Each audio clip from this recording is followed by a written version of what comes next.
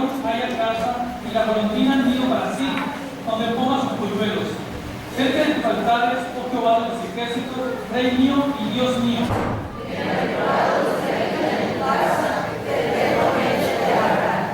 Bienaventurado el hombre que tiene en ti sus fuerzas y en cuyo corazón están tus caminos.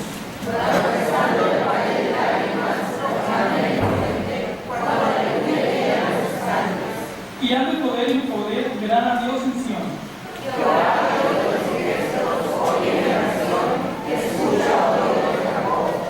Mira, oh Dios, escudo nuestro, y pon los ojos en el rostro de tu ungido.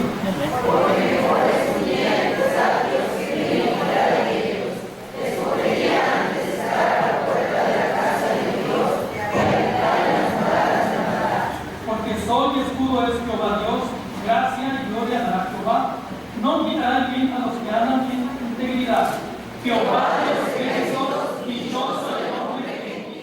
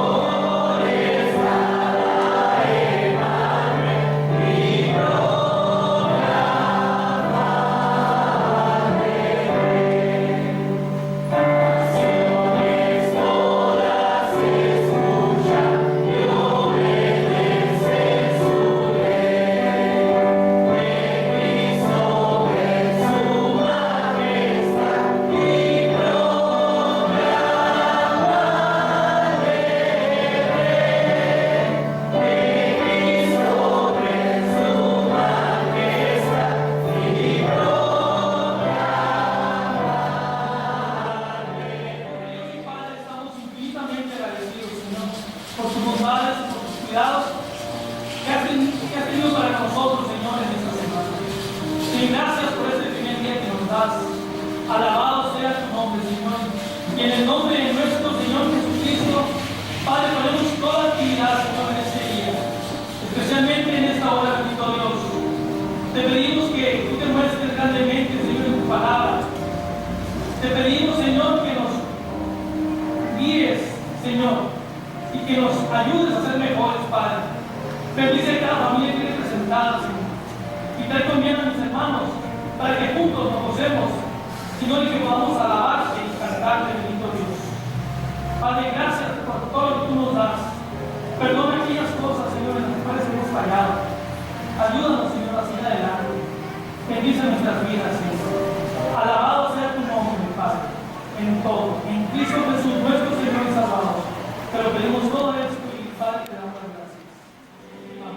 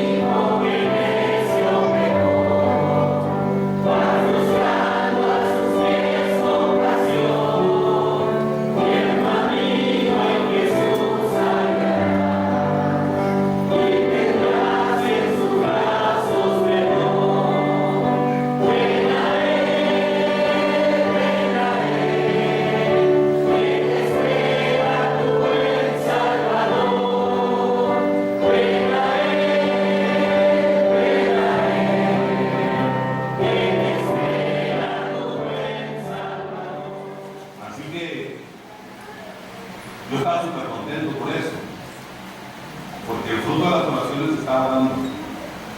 Y ahora, hermanos, vivir esto, presentar la bebé de Diana y Mijail, pues es de enorme alegría. Bien, así que, pues,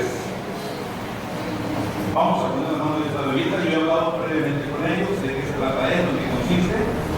Así que vamos a la palabra de Dios. ¿Ok? Vamos a Deuteronomio, hermanos. Deuteronomio. Capítulo número 6.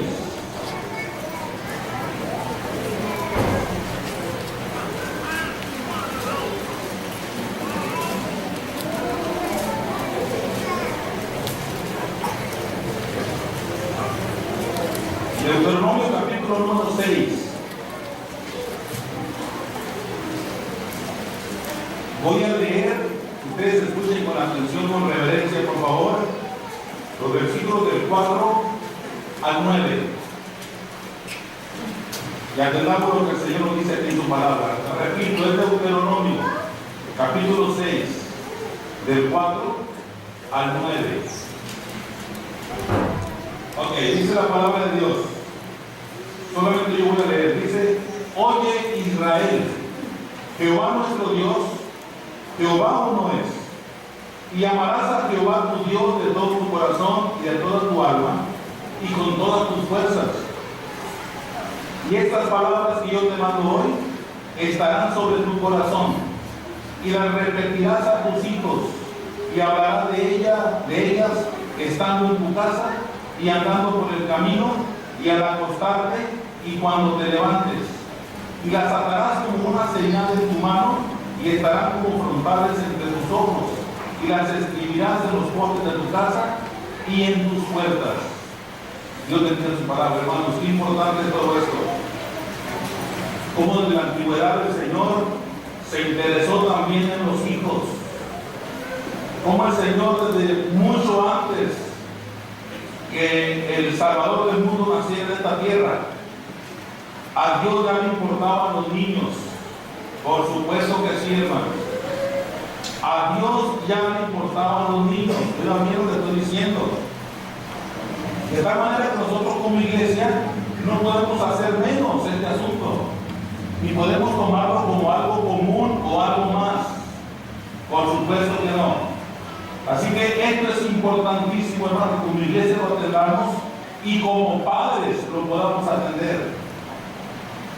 Mijail y Diana, y yo he platicado con ellos, obviamente, ya antes de este día, ¿verdad? Y les he explicado de qué se trata, lo que ahora vamos a proceder a hacer. Muy bien. Entonces, hermanos, si a Dios le importan los niños, la iglesia no puede cerrar los ojos ante tal necesidad de atender el área infantil. Muy bien. Así que yo les digo algo bien importante.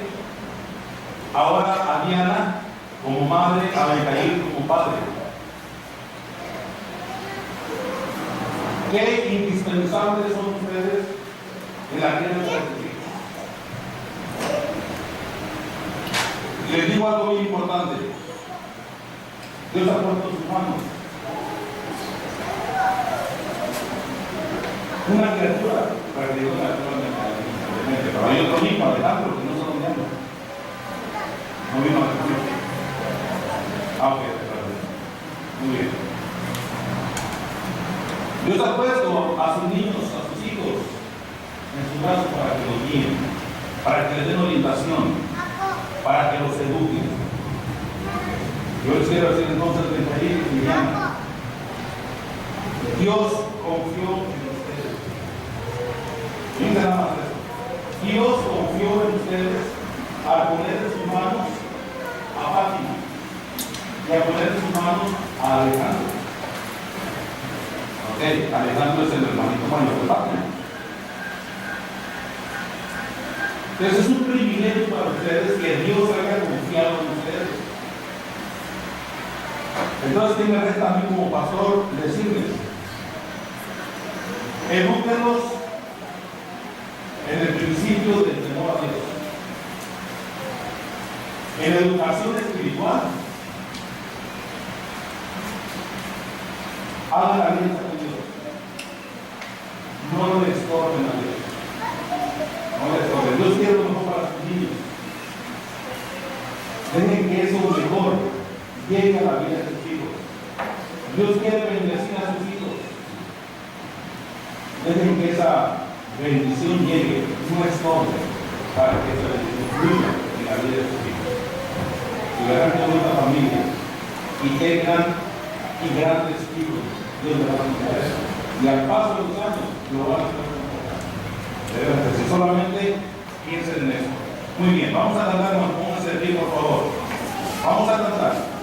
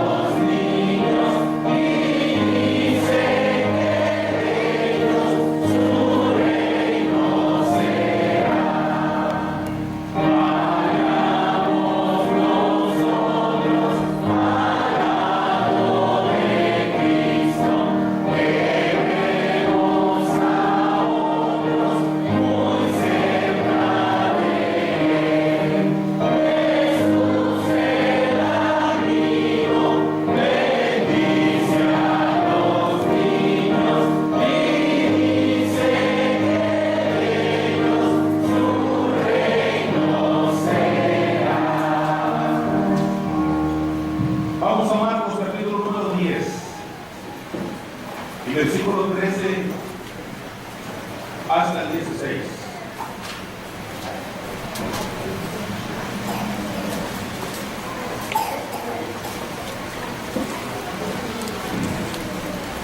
Bien, voy a leer. Dice Marcos 10, del 13 al 16. Dice la palabra de Dios. Y le presentaban niños para que los tocasen, y los discípulos reprendían a los que los presentaban. Viéndolo Jesús se indignó y les dijo: dejad a los niños venir a mí y no se lo impidáis, porque de los tales es el reino de Dios. De cierto os digo que el que no reciba el reino de Dios como un niño no entrará en él. Y tomándolos en los brazos, poniendo las manos sobre ellos, los bendecía. Amén. Dios bendiga su palabra. Hace un momento yo decía a Diana y a Benjaín: no le estorben a sus hijos. Mire, desafortunadamente hay padres, incluyendo hombre y mujer, por supuesto, hay padres que le estorban a los hijos para que sirvan al Señor. Triste realidad. Llega un momento en que los padres le dicen a los hijos: oye, ya no quieres tú salir de la iglesia, ya te quieres vivir allá. Inclusive llegan hasta el término ofensivo: ya pareces rata de templo o cucaracha de iglesia. Me ha tocado escucharlo, pero se lo digo. Tristemente, hermanos, padres que estorban a los hijos a que sirvan al Señor y a que se congreguen y sean útiles en la obra de Dios. Pero llega un momento, desafortunadamente, en que esos hijos, en virtud de que fueron estorbados para que caminaran sirviendo al Señor, después los padres ya no pueden hacer nada para estorbarles, para que sus hijos dejen ir a los antros. Dejen de estar con sus malas amistades. Les estorbaron en el servicio del Señor, ahora ya no pueden hacer nada, y los hijos son unos perversos, cuando pudieron ser encaminados en una obra buena, en una obra mejor, como la obra de Dios. Así que, hermanos, que esto sea para todos. No les estorbemos a nuestros hijos. No les estorbemos al Señor en lo que quiera hacer en la vida de nuestros hijos, aún desde temprana edad. Vamos a orar por Fátima.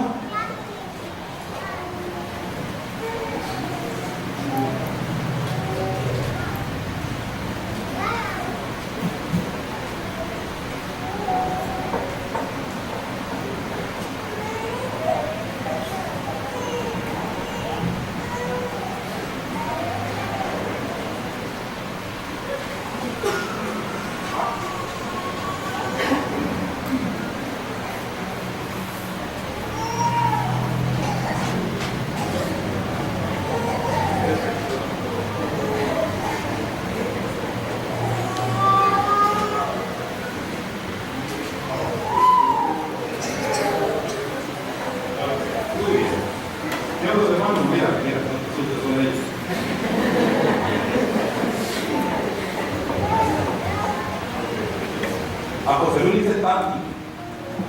¿Y tú, Tati? Y Nani. Ok, muy bien. Vamos a aprovechar que también tengo brazos amorosos, ¿no? Tengo brazos tiernos, ¿vale? Ok, de acuerdo.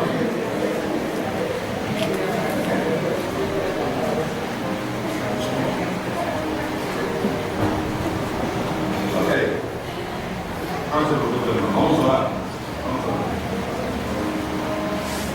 Padre Santo, Dios Creador y Todopoderoso, llegamos hasta tu divina presencia en el nombre de nuestro Señor Jesucristo, agradecidos infinitamente contigo, Señor, por bendecirnos en esta mañana y por hacer posible este acto, Señor, donde ponemos en tus gloriosas manos y te suplicamos que tú bendigas la vida de Fátima. Esta vida, Señor, que ahora te ofrecemos, esta vida, Padre, que ahora ponemos en tus manos. Señor, gracias por Benjamín, gracias por Diana, que de manera voluntaria ellos han querido hacerlo, Señor, estar aquí para este fin. Yo te ruego, Dios, que esta vida que comienza, tú la tomes en tus gloriosas manos y la bendigas como tú sabes bendecir. Y alejes de su vida, Señor, todo aquello que pueda impedir y que pueda estorbar para que entres en tus caminos. Que Fátima, Dios, cuya vida ahora te dedicamos, que tu Padre haga de ella una sierva tuya. Haga de ella, Padre, una mujer útil a la sociedad, una vida obediente a ti, una hija sujeta a sus padres y los padres sujetos a Cristo. Así que Dios, bendice mucho a Benjamín, bendice mucho a Diana, como les has bendecido con la llegada de Fátima y antes con la llegada de Alejandro, que ahora, Padre, ellos sean también bendecidos al darte aquí la dirección de sus vidas y que tú les des sabiduría para que sus hijos sean bien guiados, bien conducidos Gracias, Padre, por este bonito acto de ofrecerte la vida de Diana, la vida de Fátima. Y Señor, la presentamos a ti y te la ofrecemos y te la dedicamos. Señor, los niños son tuyos. Los niños son tuyos, Señor. Bendícelos. Toma en tus manos esta vida que comienza. Toma en tus manos a Fátima Vega Pérez y que tú seas glorificado en ella, mi Dios. En el nombre de nuestro Señor Jesucristo oramos. Amén.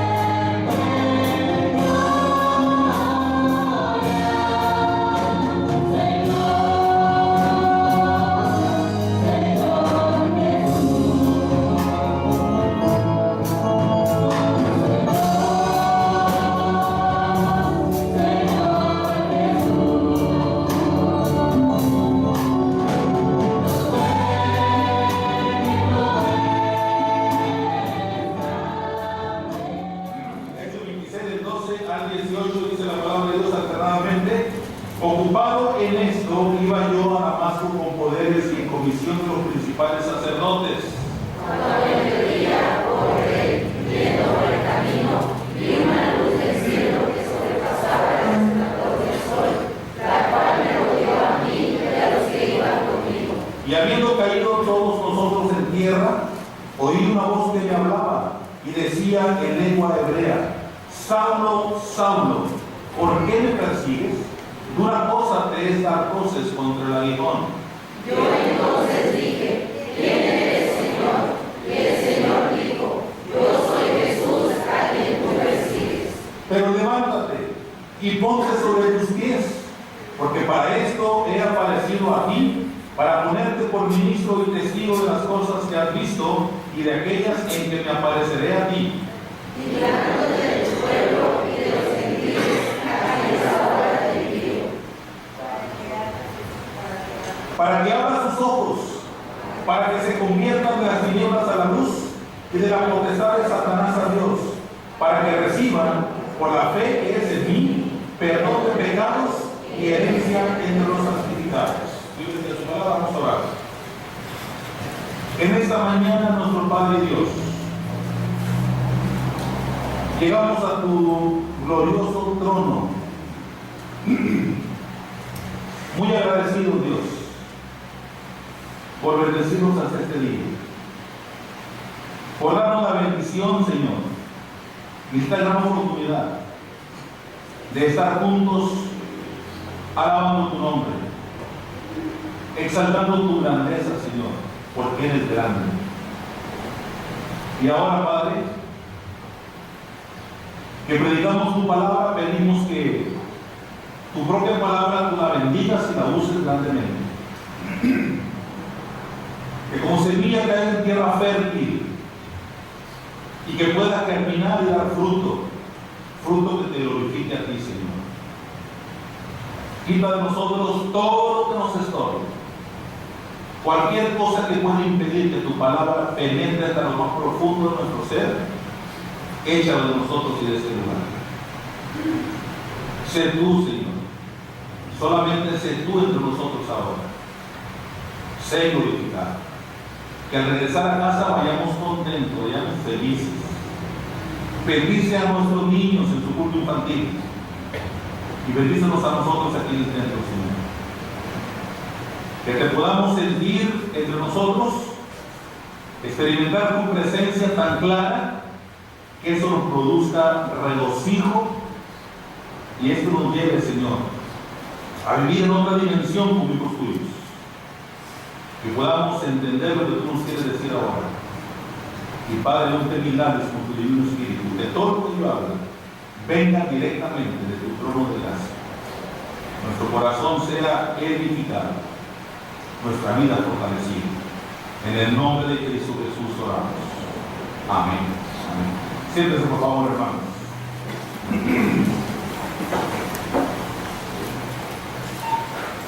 El tema de esta mañana, hermanos, tiene como título muy simple: lo que Dios quiere hacer contigo. Lo que Dios quiere hacer contigo. Es un tema, a mí no me gusta tutear a la congregación. Ustedes se han dado cuenta a lo largo de los años. Jamás he tuteado a la congregación, pero el título me nació: lo que Dios quiere hacer contigo. Bueno. Y hermanos, la lectura que hemos hecho fueron palabras dichas por el apóstol Pablo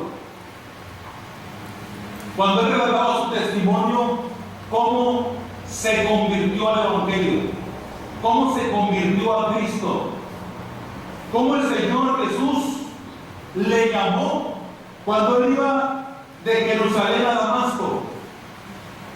Y solamente con la finalidad de hacer daño, pero en su opinión no era hacer daño. Cuidado bien. En la opinión del apóstol Pablo, siendo aún Saulo, que recordamos que el Señor le cambió de nombre y le puso Pablo, que le quitó el nombre de Saulo. En la opinión y en la mente del apóstol Pablo, no había la idea, según él, de hacer daño. Pero sí iba con idea de matar. Qué curioso, ¿verdad? Matar con buenas intenciones, qué curioso es eso. Él arrastraba a los cristianos que no creían lo que él creía. Consintió en la vida de Esteban cuando por causa del cristianismo lo mataron a pedradas. Y él consintió en su muerte, dice la palabra de Dios. Pero según Saulo, todo estaba bien. Él así agradaba a Dios. En su forma y con permiso de los principales sacerdotes, pues tienen que hacer algo. Así que todo está bien. Todo estaba justificado porque había autorización para ello. Por eso él dice, ocupado en esto, en esto se refiere a los versículos anteriores, cuando él relataba su vida pasada y relataba que era un perseguidor de la iglesia. Y él decía, ocupado en esto, metido en torturar cristianos, en hacerle daño a la iglesia cristiana, ocupado en esto, iba yo a Damasco con poderes y en comisión de los principales sacerdotes. Cuando a mediodía, oh rey, él estaba aquí con el rey Agripa, yendo por el camino, vi una luz del cielo que sobrepasaba el resplandor del sol, la cual me rodeó a mí y a los que iban conmigo. Ok, cuando hablamos de principales sacerdotes, estamos hablando de los sacerdotes de la secta farisaica, de los fariseos. Ok. Obviamente no los que andan ahí mascarados. No, por supuesto que no, y bailando, y usted le hace cosas y le bailan 2 minutos. No, eso no. Ok. Estas fueron palabras, hermano, de testimonio del apóstol Pablo, porque tuvo que defender ante el rey Agripa, porque él estaba en juicio. Aquí ya se le había contrapuesto la cosa, se le había golpeado el asunto aquí, hermanos. Ahora él se estaba defendiendo, porque ahora lo estaban agrediendo a él. Ahora él estaba siendo, entre comillas, víctima, cuando antes había sido un victimario. Ok, ahora él se tuvo que defender. Muy bien. Entonces, hermanos, todas estas palabras tenían como propósito que el rey Agripa conociera de qué se trataba su vida pasada y de qué se trata su nueva vida en Cristo, porque ya hay cambio. No podemos seguir siendo iguales cuando Cristo llega al corazón y a partir de cuando llega, ya el Señor se encarga de ir desarrollando en nosotros aquellas cosas que es necesario cambiar, ¿verdad? Por eso es importante que nosotros estemos listos para que el Señor actúe en nuestra vida. Muy bien. Entonces se trataba, hermanos, que el Señor lo llamó para un ministerio importante y un ministerio especial. Cuando lo toma del animal en que iba, el Señor le dice: yo soy Jesús a quien tú persigues. Miren nada más.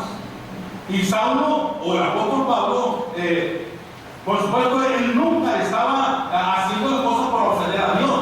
Mas sin embargo, Cristo le dice: yo soy Jesús a quien tú persigues. Pero levántate, le dice. Levántate. Mire, hablando de llamar la atención, hermanos. Es el versículo 14. Y me llama la atención poderosamente. ¿Cómo dice el versículo 14, hermanos?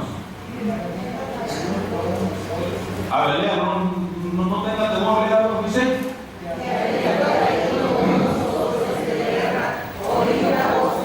Ok, ahí nada más. ¿Cuánta gente cayó en tierra? Todos. Mas sin embargo, ¿a cuánto les habló el Señor? A uno. Ok. El Señor hizo un tumbadero de gente, mas sin embargo a uno le habló el Señor, a la cabecilla del grupo,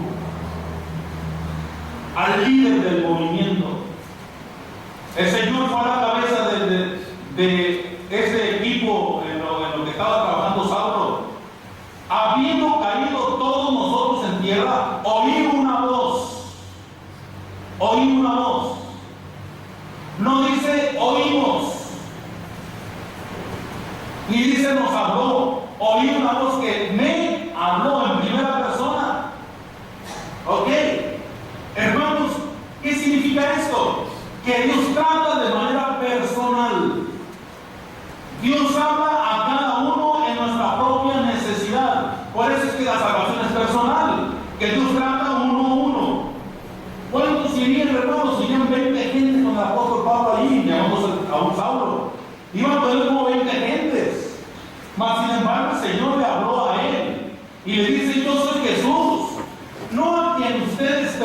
quién? Sino a quien tú persigues. En primera persona el Señor hablando con el apóstol allí, y no les dijo, levántense. ¿Cómo les dijo, hermano, el versículo 16? Pero levántate. Levántate. Así que, hermanos, aquí no había la oportunidad de que Saulo confundiera las cosas y le dijera al grupo de sus séquitos allí, de los sicarios que llevaba a poner ahí, oye, como a veces podríamos hacerlo, estando en la banca, hacerle a la esposa o a los hijos o al hermano que está a un lado, oye, no, pero levántate, ok, y ponte sobre tus pies, porque para esto te he aparecido a ti. ¿Te cuenta, hermano? El Señor tratando de manera directa con el apóstol Pablo para ponerte siempre en primera persona por ministro y testigo de las cosas que has visto, no que has visto. Ok. Y de aquellas en que me apareceré a ti, librándote de tu pueblo y de los gentiles a quienes ahora te envío. Hermanos, el Señor trató uno a uno. El Señor estaba interesado en que el apóstol Pablo pudiese comprender de qué se trataba el asunto, para que a través de tu ministerio, Pablo, para que a través de tu mensaje, a través de tu nueva forma de vivir, lleves a cabo algunas cosas. Y primeramente, que abras sus ojos para que se conviertan, ahí habla en plural del Señor, para que se conviertan. A Pablo allí ya no le habla de manera singular o exclusiva, sino porque ella ya se había convertido ahora al Evangelio. Sino ahora el Señor quiere usar a Pablo, o a Saulo todavía, para que se convirtieran los demás. Los demás, pero que ahora no eran judíos, se conviertan de las tinieblas, para que abran sus ojos. Ok, y justamente, hermanos, es lo que quiere el Señor tratar con nosotros. Él quiere abrirnos los ojos. ¿Y qué significa eso de que el Señor quiere abrirnos los ojos, hermanos? ¿En qué sentido nuestros ojos pueden estar cerrados? ¿En qué sentido los ojos de la sociedad en que vivimos pueden estar cerrados? Igual que el apóstol Pablo, cuando era Saulo. Querían hacer bien. Arrastraba, tomaba a los cristianos y los arrastraba a manera de tortura, tratando de hacerlos cambiar de opinión religiosa o de punto de vista o principios o de doctrina, como le queramos llamar, y los arrastraba a manera de tortura para que desertaran y apostataran de la fe. Ok. Entonces ahora el apóstol, hermanos, es usado por el Señor para que vaya a un pueblo diferente, ya no al mundo judío, sino al mundo gentil. El mundo gentil es todo aquel que no es judío. Muy bien. Entonces, hermanos, ahora dice, para que abra sus ojos. Y nosotros, hermanos, ¿en qué sentido? Y la sociedad en que vivimos, ¿en qué sentido pueden o podemos tener los ojos cerrados? La respuesta la encontramos en la propia palabra de Dios. No le doy la cita, pero te voy a dar para que sepan que ahí está, pero no la busquen, por favor. 2 Corintios 4, son algunos versículos de ese capítulo nada más, son 3, 4 y 6. Muy bien, así. Pero si nuestro evangelio está aún encubierto, entre los que se pierden está encubierto, en los cuales el Dios de este siglo cegó el entendimiento de los incrédulos. ¿Quién es el Dios de este siglo, hermano? ¿Bien? Ok, de acuerdo. El Dios de este siglo cegó el entendimiento de los incrédulos para que no les resplandezca la luz del Evangelio de la gloria de Cristo, el cual es la imagen de Dios, porque Dios, que mandó que de las tinieblas resplandeciese la luz, es el que resplandeció en nuestros corazones para iluminación del conocimiento de la gloria de Dios en la faz de Jesucristo. Muy bien. ¿Qué está diciendo Pablo aquí, hermanos? Que el Evangelio está encubierto, está tapado, está oculto entre el mundo perdido, entre la sociedad desorientada que deambula por la calle día a día, que no sabe si va o viene, en términos espirituales, por supuesto. Hermanos, entre ellos está el Evangelio oculto, está perdido, porque el enemigo llamado diablo Satanás les ha puesto una vela para que no puedan mirar, les ha oscurecido la vista para que no puedan ser iluminados del conocimiento de la gloria de Dios en la faz de Jesucristo, como dice la Escritura. Es importante que lo entendamos, hermanos. El Dios de este siglo, dice, cegó el entendimiento para que no vean la luz del Evangelio. Pero qué bonito que esta oscuridad y esta tiniebla y esta ceguera espiritual, hermanos, puede quedar vencida, puede quedar derrotada. Esa oscuridad se supera, hermanos, en la medida que uno permite que Dios, a través de Jesucristo, resplandezca en nuestro corazón. Que sea Dios quien se manifiesta a través de Cristo en nuestra vida.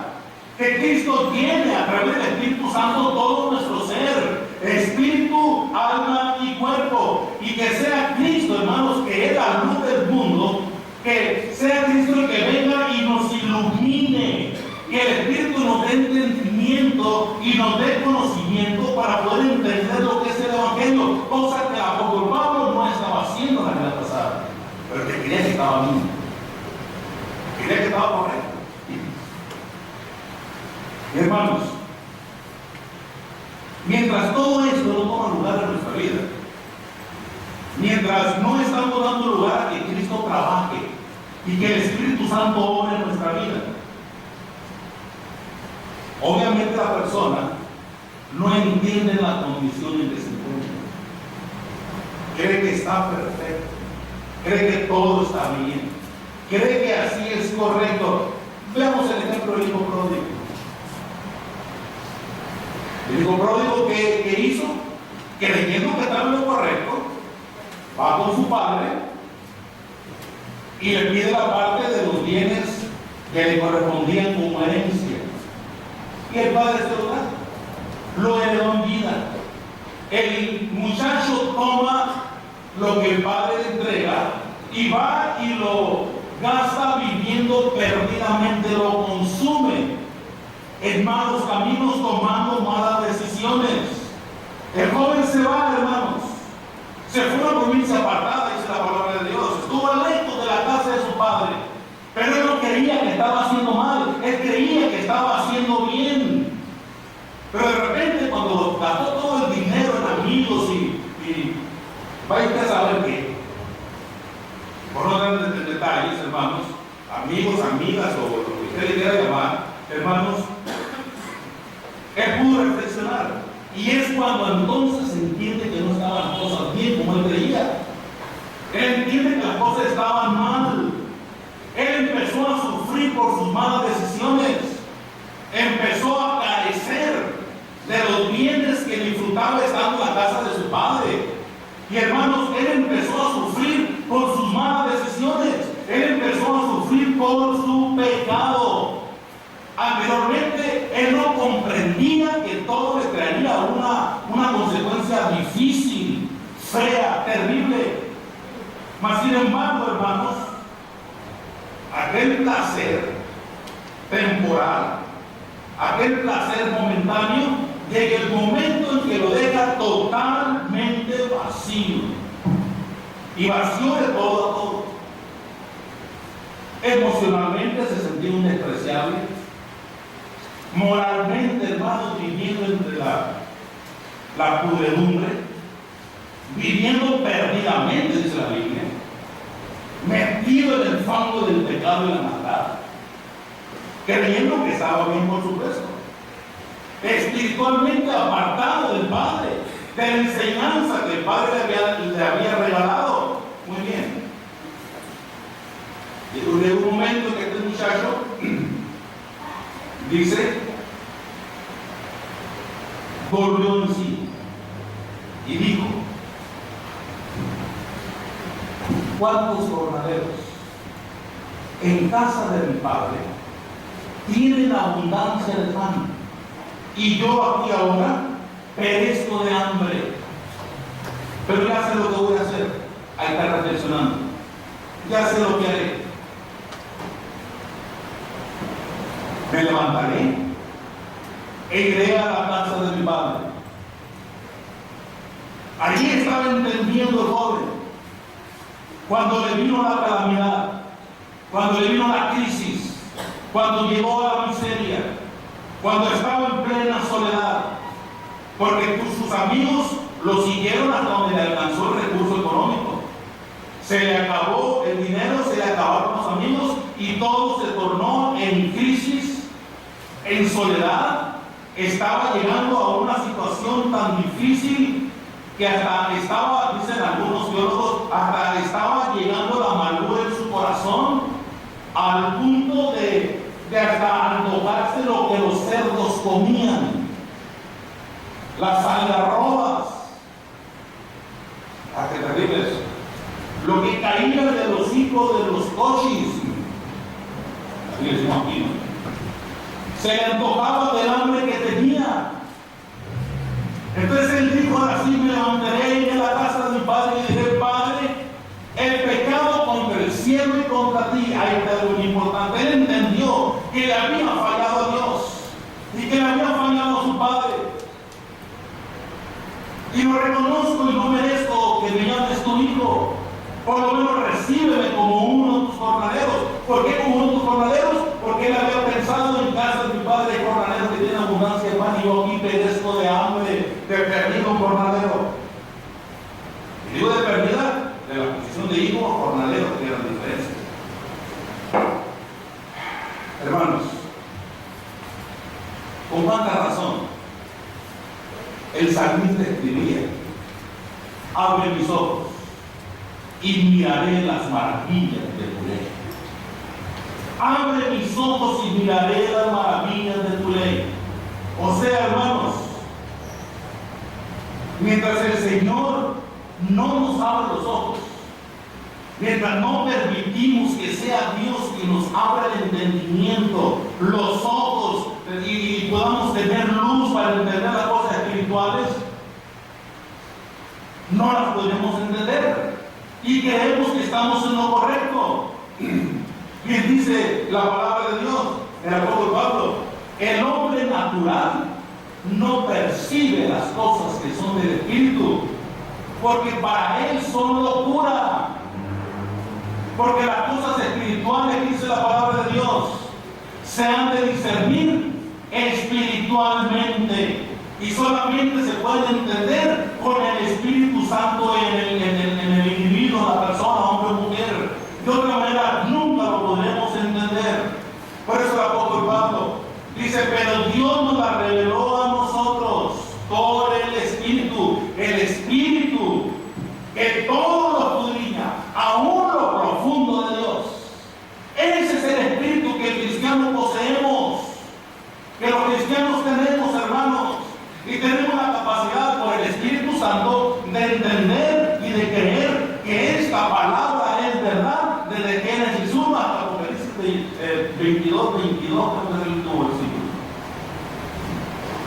Hermanos, solamente lo podemos hacer por la palabra de Dios. Por eso, mientras no entreguemos nuestra vida a Cristo de manera genuina, auténtica, completa, total, nuestros ojos espirituales permanecen cerrados y no podremos entender tantas cosas que Dios nos revela en su palabra y que son para nuestro provecho, que son para nuestra guianza, que son para darnos dirección en medio de un mundo difícil, en medio de una generación perversa, en medio de una generación desorientada, que no sabe discernir entre su mano izquierda y entre su mano derecha. Por eso Él quiere abrirnos los ojos. Por eso el Señor dijo a Pablo: pues quiero que vayas y les abras los ojos. Así como tú estabas, Pablo, antes, así quiero que vayas y que así como tú has cambiado, ellos también puedan cambiar por el mensaje que les habrá de dar. Muy bien. Para que abra sus ojos para que se conviertan de las tinieblas a la luz. Qué hermoso bosquejo tenemos aquí, hermanos. Para que se conviertan de las tinieblas a la luz. ¿Qué significa esto? Que Dios, a través de Cristo, nos convierte de las tinieblas y la oscuridad que el mundo representa y ofrece nada más a la luz. A la luz que es Cristo Jesús. A la luz del Evangelio. El Evangelio, hermanos, cuyo personaje central es Cristo Jesús y cuyo evento central es la muerte y resurrección de Cristo. Él es el personaje principal en la Escritura desde el Antiguo Testamento hasta el Nuevo. Los profetas apuntaban siempre hacia el Calvario. El mensaje profético siempre fue acerca del Mesías. El mensaje de los evangelistas siempre fue respecto al ministerio de Jesús el Mesías. El mensaje de las cartas apostólicas, paulinas y del apóstol Pedro y todo lo que escribieron en el Nuevo Testamento como cartas también tienen que ver con Jesucristo. La misma profecía del libro de Apocalipsis tiene que ver con Jesús como el Hijo del Hombre, como el Hijo de Dios, como el Cordero de Dios que quita el pecado del mundo, como el Salvador del mundo. Así es Cristo el personaje central. Por eso Él quiere ahora, a través de Cristo, convertir al hombre y a la mujer de las tinieblas a la luz admirable. Qué interesante, hermanos, esto de veras. Porque en otro tiempo de la palabra de Dios eran tinieblas, mas ahora soy luz en el Señor. Andad como hijos de luz. Este es un llamado al pueblo cristiano. No podemos decir que somos cristianos y andar en tinieblas. No podemos decir que somos hijos de Dios y andar como hijos de Belial. Por supuesto que no. Yo mismo, pastor, no puedo ser aquí en el altar un siervo de Dios y allá abajo un siervo de Belial. Qué terrible fue, imagínense. Yo no puedo ser una persona y allá abajo otra. El mismo auténtico Hijo de Dios que muere en mi corazón, el Cristo Jesús que me salvó, tanto aquí como allá y más allá. Definitivamente, porque los cristianos no podemos tener dos imágenes, ni dos personalidades, ni dos caras, ni dos vidas, por supuesto que no. El llamado del Señor siempre es: porque en otro tiempo eres tinieblas, mas ahora sois luz del Señor. Andad como hijos de luz. Por eso el apóstol Pablo, movido por el Espíritu Santo, le escribió a los tesalonicenses respecto a la venida del Señor, cuando le decía: mas vosotros, hermanos, no estáis en tinieblas. Mire qué bonito esto. No estáis en tinieblas para que aquel día os sorprenda como ladrón, porque todos vosotros sois hijos de luz e hijos del día. No somos de la noche ni de las tinieblas. Y por supuesto, hermanos, la palabra de Dios menciona la palabra tinieblas y la palabra oscuridad. Que en la Escritura la palabra tiniebla y oscuridad en algunos casos es símbolo de ignorancia, y también es símbolo de pecado, y también es símbolo de condenación. Entonces tenemos nosotros que salir de esa posición de tiniebla y oscuridad, y ahora que hemos sido trasladados al reino de la luz, vivir como hijos de luz. Tenemos nosotros que vivir una vida diferente, hermanos. Por eso me decía Judas, el escritor de la carta que lleva su nombre, Judas, y a los ángeles que no guardaron su dignidad, sino que abandonaron su propia morada, los ha guardado bajo oscuridad en prisiones eternas para el juicio del gran día. ¿A qué terrible esto, hermanos? O sea que lo que usted y yo hacemos tiene su repercusión. Esto no tiene nada que ver con seguridad de salvación, por supuesto que no. No, por supuesto que no. Los ángeles no saben lo que es salvación. Los ángeles no saben lo que es gracia divina. Ellos conocerán la justicia de Dios. Ellos conocerán otras cosas que Dios ha creado y ha hecho.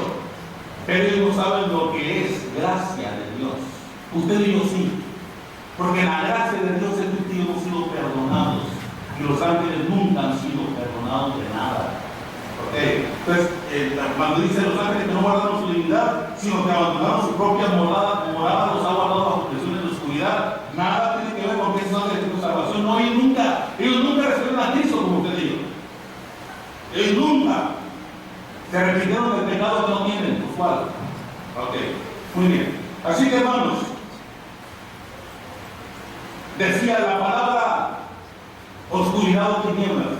En algunos casos es caso de, o nos habla acerca de la condenación eterna. Muy bien.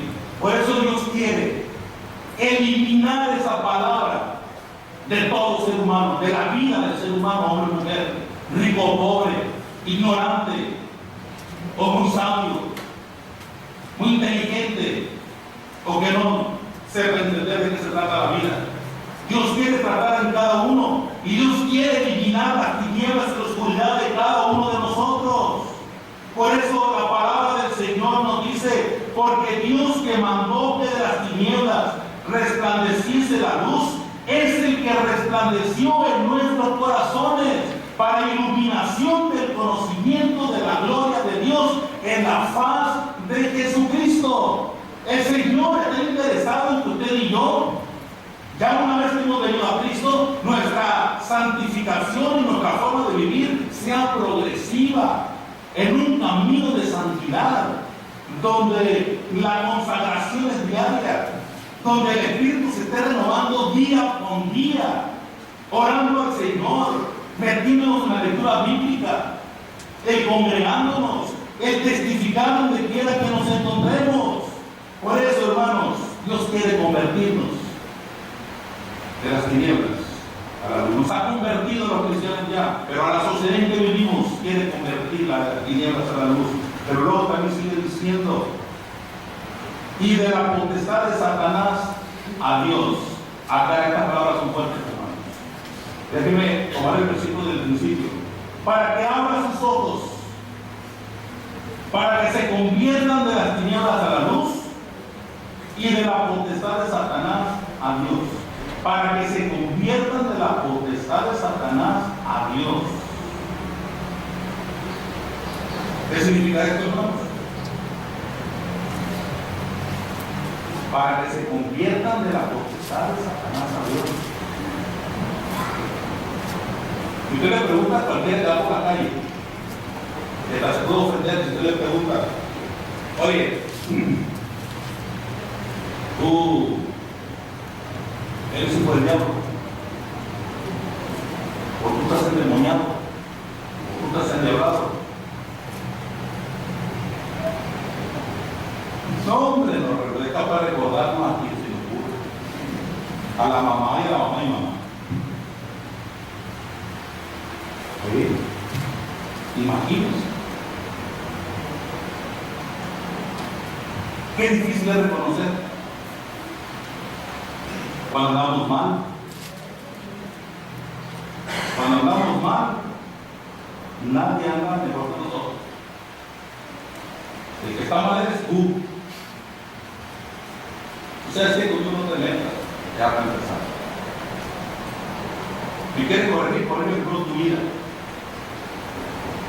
Dejamos de ser nosotros y empieza a hablar de la naturaleza humana, que en muchos casos es controlada por el poder de Satanás. Y aquí está la clave de muchos problemas, hermanos, en la vida, en la sociedad y en la vida de muchos cristianos. Repito, aquí está la clave de muchos problemas en la vida de muchos cristianos y en la vida de nuestra sociedad. Que sin darle la estafeta al enemigo, lo hemos dejado pasar a casa y le hemos puesto la silla principal o el sillón principal de la sala de nuestra casa para que se siente y tome lugar y tranquilito, le ofrecemos un café o un jugo, mínimo le ofrecemos agua.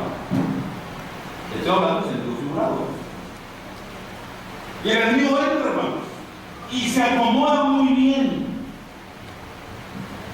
Le estamos dando lugar y cabida en nuestra vida familiar. Le estamos dando cabida en el matrimonio. Le estamos dando cabida en la vida personal, hermanos. Entonces, hermanos, Notemos que el Señor le dijo a Pablo, para que abra sus ojos, para que se conviertan de las tinieblas a la luz y de la potestad de Satanás a Dios. No les dice para que tú vayas y para que dejen ciertos vicios. No, hermano. A Dios no le importa que la gente deje ciertos vicios. A Dios le importa que el hombre entregue su corazón y los vicios irán solos. No podemos empezar por arriba la construcción, tenemos que empezar por abajo. Ok. Tenemos que poner el cimiento y el fundamento de la construcción. Y cuando el fundamento de la construcción es solamente dejar ciertos vicios, esa construcción se desquebraja y pronto cae. Porque si Jehová no edificare la casa, en vano trabajan los que la edifican.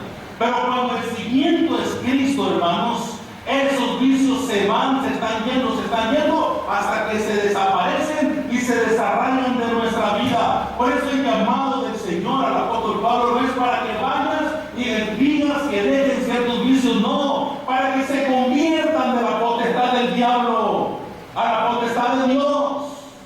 Ese es el mensaje que quiero que lleves. Para que salgan de la ignorancia. No es tampoco para que se acaben los problemas, sino para que salgan de la potestad de Satanás a Dios. Eso es lo que quiero. Hermano, qué importante es que nosotros entendamos que a veces no queremos ver al diablo como un poder que esclaviza. Pero eso es, hermano. Esclaviza terriblemente. Esclaviza la vida del jefe de la casa. Ustedes saben que mi tendencia siempre es a la familia. Porque si algo que defender y luchar por ello es la familia. Ok. Mire, el enemigo sabe. Y voy a poner la palabra enemigo para no estarlo mencionando tanto. El enemigo sabe que esclavizando al jefe de la familia ya tiene el 50% ganado. ¿Por qué? Porque la esposa para eso se sale muy sujeta. No sea muy bien, hermana. Ok. Ahí sí se somete. No hay ningún problema. Ah, no quieres ir al templo. Viene cansado, ahora no tenemos masajes. Y ya se queda. Te dan masajes al diablo. No se olviden, hermanos. Te truenan los dedos. Ya le están tronando.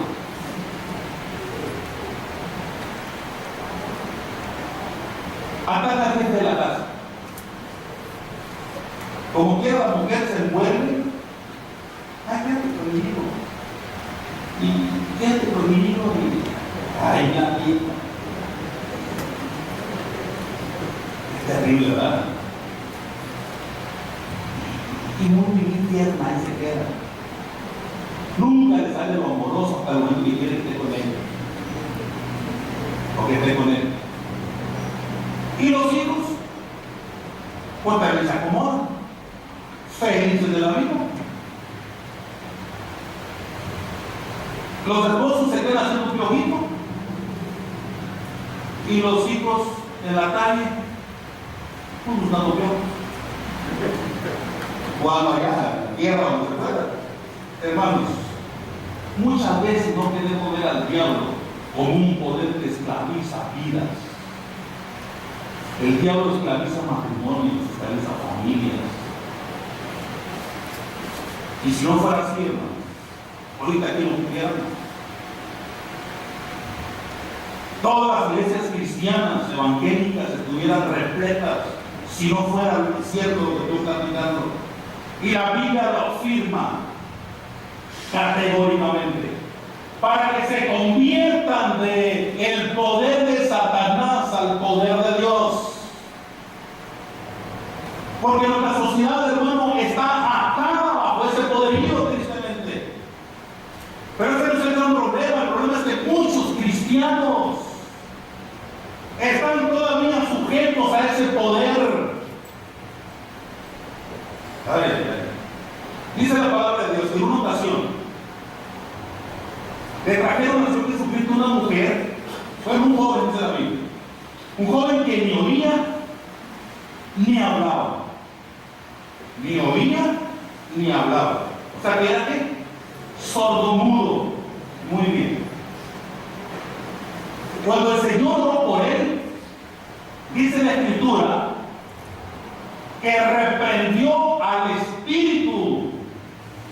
Se fue directamente, hermanos, hacia aquel espíritu inmundo que estaba controlando aquella vida. Estoy de acuerdo que no siempre salen espíritus malos. A veces son enfermedades físicas, pero a veces son enfermedades del espíritu, enfermedades del alma, como en este caso que cito aquí. El Señor Jesucristo lo tuvo que tratar. Y aquel joven, dice la palabra de Dios, desde el momento que el Señor Jesucristo trató al espíritu inmundo, aquel espíritu salió y el joven ya podía hablar y ya podía oír. Ok.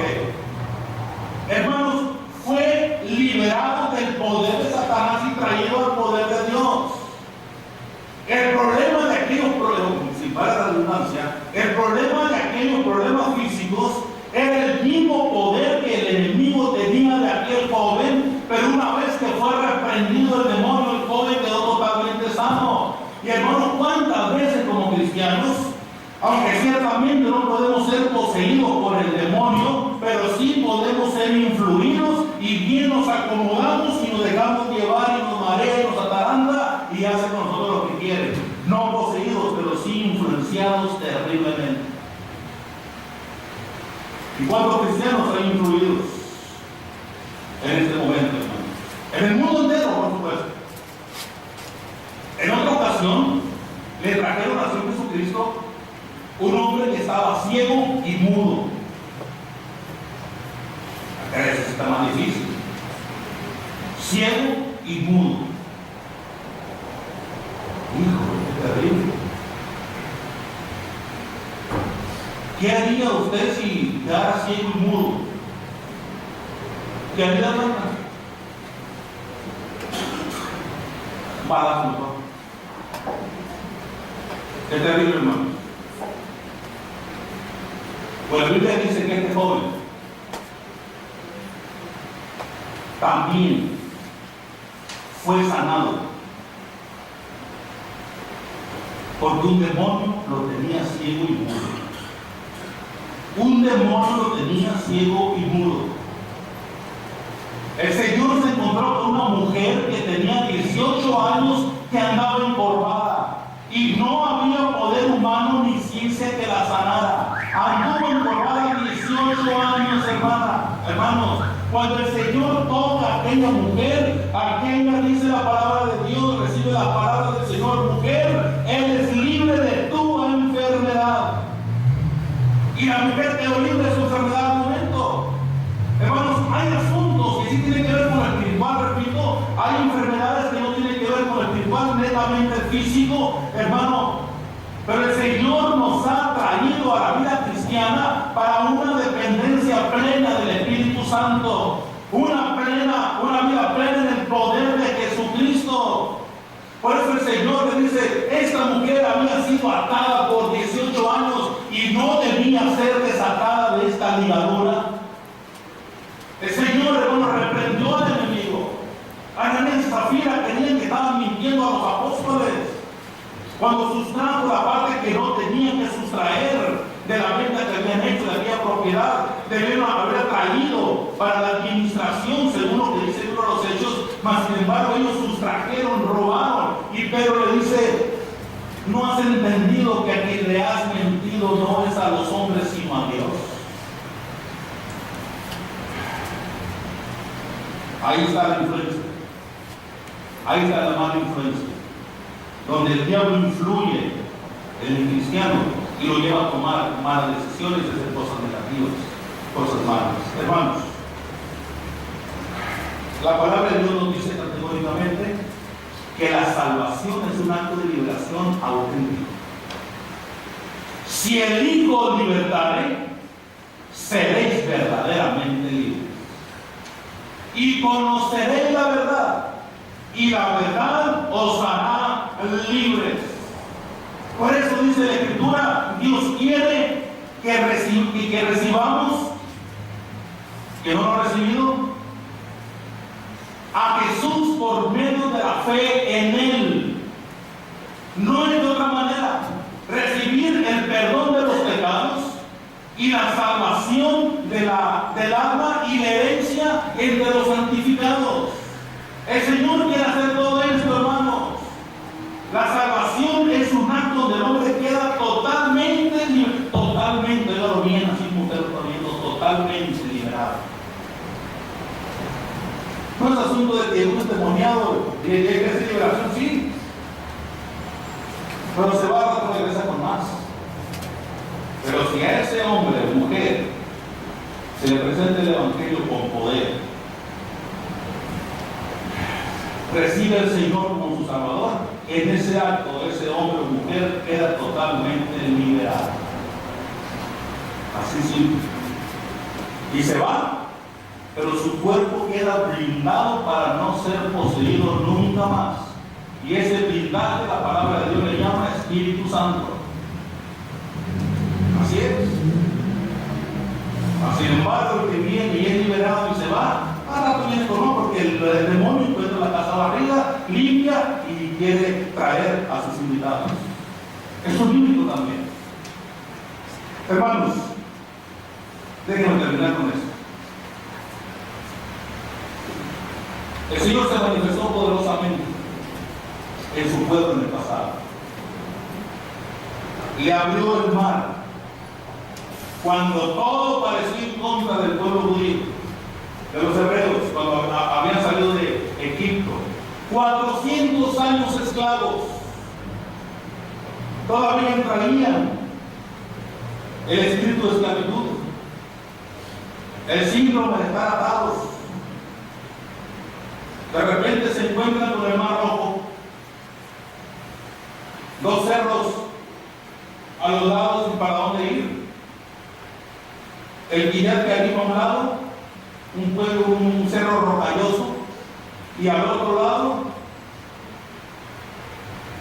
un cerro en forma de cubo, ni siquiera puede escalarlo. ¿Y qué dicen a Moisés?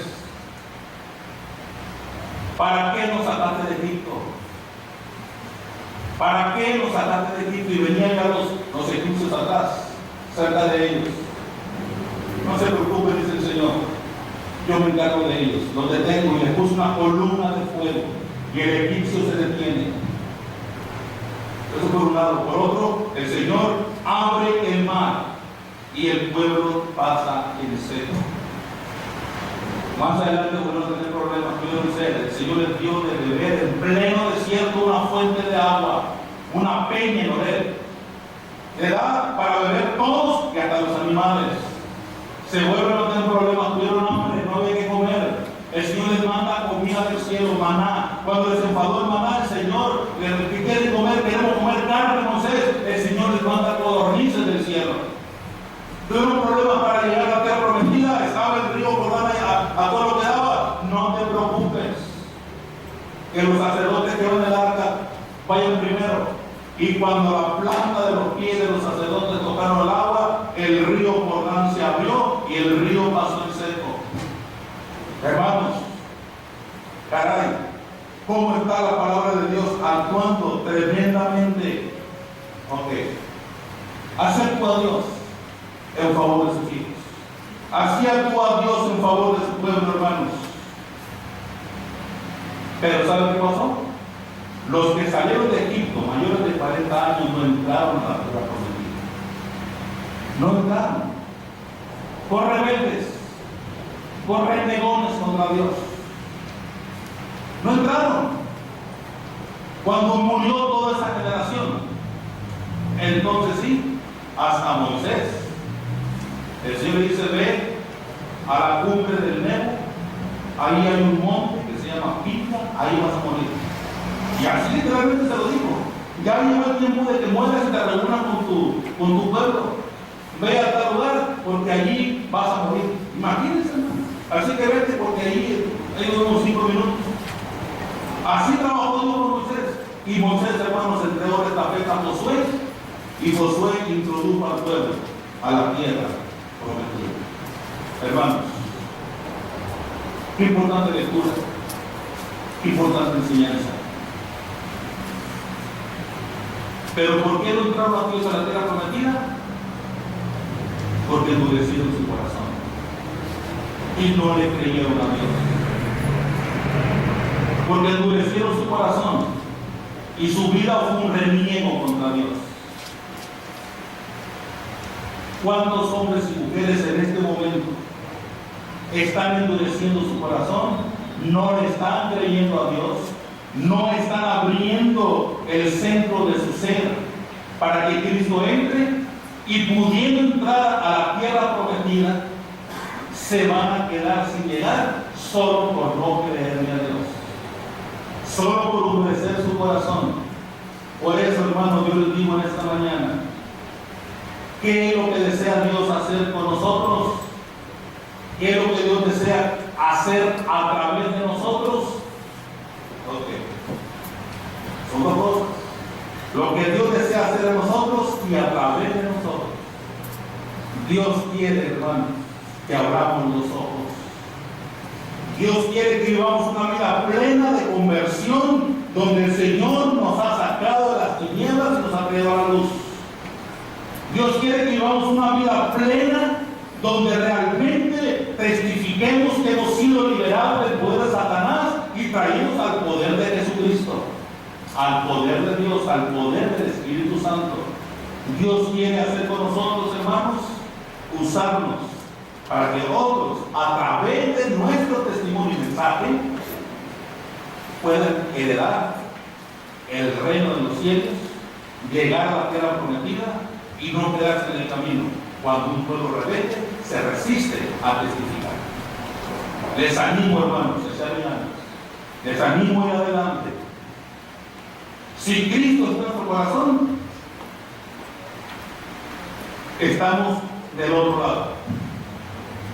El asunto es que disfrutemos la vida cristiana, que la disfrutemos, porque hay cristianos que tristemente viven como si no lo fueran. Vamos disfrutando, hermanos.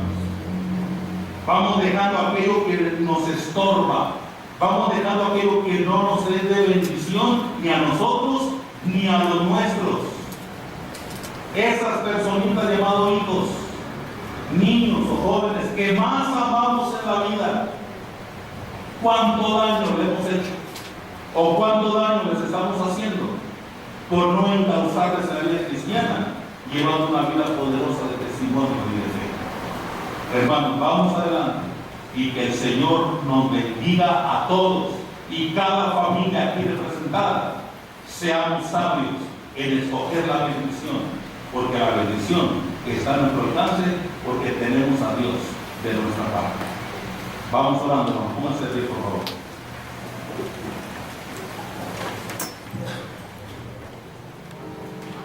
Padre Santo, muchas gracias. Gracias por bendecirnos con tu palabra, por alimentarnos con ella, Señor. Ahora permite que esta tu palabra que ha sido predicada, Señor, como alimento pueda ser digerido en nuestra vida cristiana. Que la podamos realmente, Padre, sentir y la podamos llevar a la vida diaria, en nuestra vida práctica. Que podamos estar interesados y muy preocupados en hacer las cosas a tu modo y no a nuestro, Señor. Que podamos, tomados de tu gloriosa mano, vivir como hijos tuyos victoriosos, contentos, gozosos, Señor, movidos por el poder de tu Espíritu Santo, movidos por el amor de Jesucristo, movidos por tu misma esencia, Señor, que es el amor y la gracia. Eterno Señor, gracias por bendecirnos esta mañana. al permitirnos estar en tu santo templo cantándote y recibiendo tu alimento, recibiendo de tu mano esta palabra. Gracias, Señor, en el nombre de Cristo. Amén.